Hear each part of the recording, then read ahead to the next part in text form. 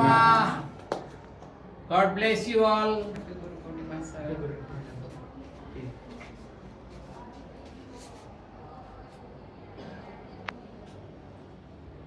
Good morning, હું doctor Krina Patel.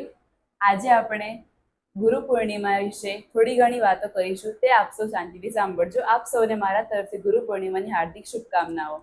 ગુરુર Brahma ગુરુર Vishnu ગુરુર્દેવો Maheshwar ગુરુર સાક્ષાત પરબ્રહ્મ તસ્મૈ શ્રી ગુરુવે નમઃ. આજે આપણે સૌ ગુરુ પૂર્ણિમા જેવા પવિત્ર અને ઐતિહાસિક પર્વની ઉજવણી કરવા માટે એકત્રિત થયા છીએ.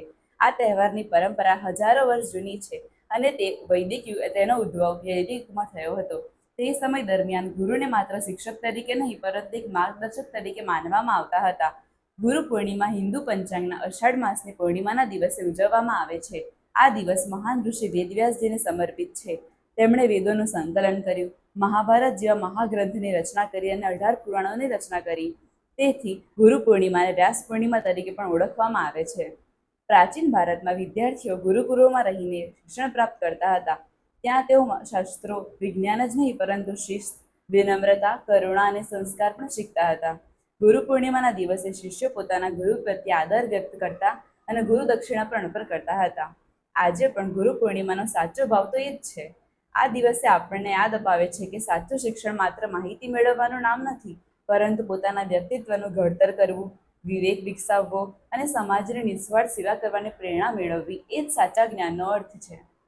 ગુરુ પૂર્ણિમાના પવિત્ર અવસરે આજે હું ઇતિહાસના સૌથી મહાન ગુરુ શિષ્યના સંબંધ વિશે થોડું કહેવા માંગુ છું, અને તે છે ભગવાન શ્રી કૃષ્ણ અને અર્જુનનો સંબંધ. કુરુક્ષેત્રનું યુદ્ધ મેદાન માત્ર યુદ્ધનું સ્થળ નહોતું, તે વિશાળ શિક્ષણનું મંચ હતું. અર્જુન પોતાના શત્રુઓથી પરાજિત નહોતો થયો, પરંતુ મૂંઝવણમાં અને ભયમાં આત્મવિશ્વાસના અભાવથી નબળો પડી ગયો હતો. એ સમયે તેને ગાંડી નીચે મૂકી દીધું અને શ્રી કૃષ્ણ ભગવાનને કહ્યું, શિષ્યસ્તે હમ સાંધિમાં ત્વામ પ્રપન્નામ. અર્થ, હું આપનો શિષ્ય છું, કૃપા કરીને મને માર્ગદર્શન આપો. શ્રી કૃષ્ણ ભગવાને કહ્યું, સાચા ગુરુ આપણા માટે યુદ્ધ નથી લડતા, તે આપણને સાચું માર્ગદર્શન આપે છે. તે દિવસે શ્રી કૃષ્ણ માત્ર અર્જુનના મિત્ર ન રહ્યા પરંતુ ગુરુ પણ બની ગયા. ગુરુ આપણા વિચારોમાં સ્પષ્ટતા લાવે છે, આત્મવિશ્વાસ જગાવે છે અને આપણને પોતાના પગ ઉપર ઊભા રહેવાની શક્તિ આપે છે. શ્રી કૃષ્ણએ અર્જુનના હાથમાં ગાંડી નહોતું આપ્યું, પરંતુ એને એવું પ્રેરણા કરી કે અર્જુને જાતે જ ગાંડી ઉઠાવી લીધું. આપણે આપણા મેડિકલ વિદ્યાર્થીઓ તરીકે દરરોજ પોતાના જીવનના કુરુક્ષેત્રનો સામનો કરીએ છીએ, જેમ કે અઘરા વિષયો, લાંબા કલાકોની મહેનત, પડકારજનક દર્દીઓ અને ક્યારેક પોતાની ક્ષમતાઓ પર થતો સંશય.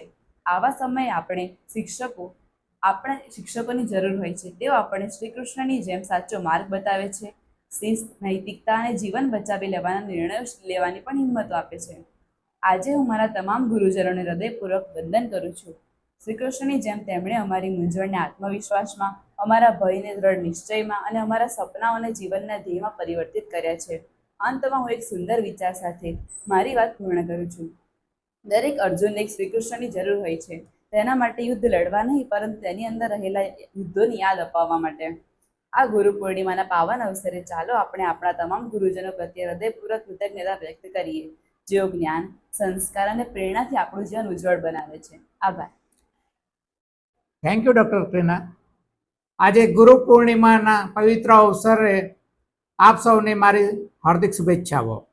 આ દિવસ માત્ર ગુરુનો સન્માન કરવાનો દિવસ નથી, પરંતુ જ્ઞાન, સંસ્કાર અને માનવતાની પરંપરાને વંદન કરવાનો દિવસ છે.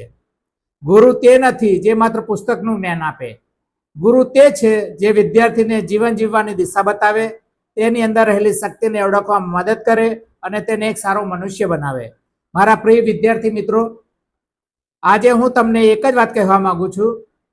સફળ ડૉક્ટર બનવું મહત્વનું છે, પરંતુ તેનાથી પણ વધુ મહત્વનું છે સારા માણસ બનવું.